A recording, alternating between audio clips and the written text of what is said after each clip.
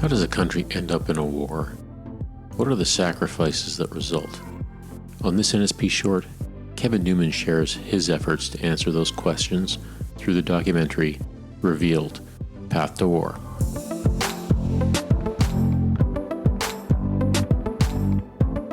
David Halberstam's the best and the brightest about the Vietnam War and all the mistakes made along the way, where he went back in time and just sort of chronicled the decisions made at each stage, which may have made sense in that moment, but ended up pulling the United States deeper into the quagmire of Vietnam. And I wanted to do the same thing for Afghanistan, because I watched the incremental decisions that had been made along the way, and it led to a situation where we were losing soldiers every week for a while there. Mm-hmm. And so I went backwards and bought the rights to a book that had done some of that work, and so we began to retrace the sort of the path to war for Canada, and put it all in perspective. And you began to see the same kind of thing, I thought, as David Halberstam had discovered in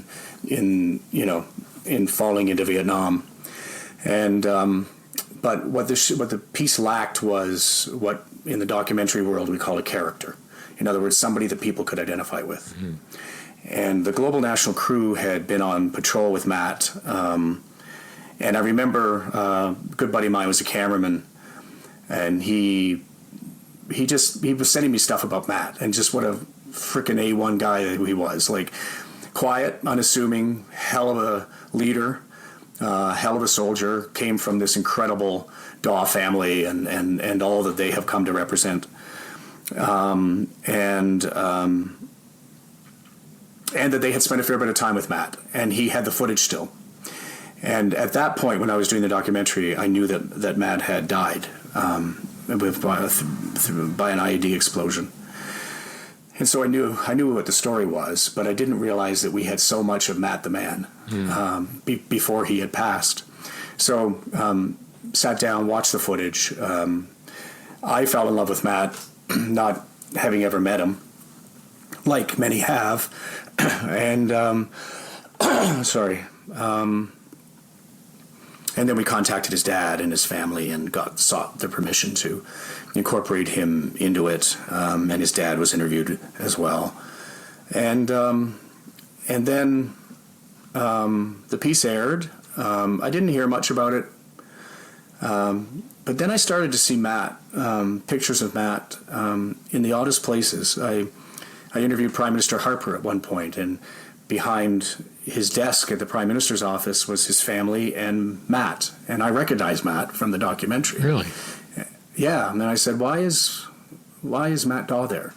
And he said, because I have to make decisions, and I need someone to look at when I'm making that decision. And some of my decisions are life and death decisions, and Matt is the one that I have to look at when I'm making that decision. I thought, wow, that's cool. And then I saw his picture behind Michael Byrne, who was the head of the Invictus Games. Yep. And then I was driving up with a mutual friend of ours who will remain nameless to my cottage, and told him about Matt. And by that point, we'd been hanging out for about a year. He was at the military college up in Wilson Road here in Toronto. And we become pretty good friends. And I thought I'd sort of cut through. But it was a year after we'd sort of buddied up, and he told me that he was very good friends with Matt, and that he had been in Afghanistan when Matt died.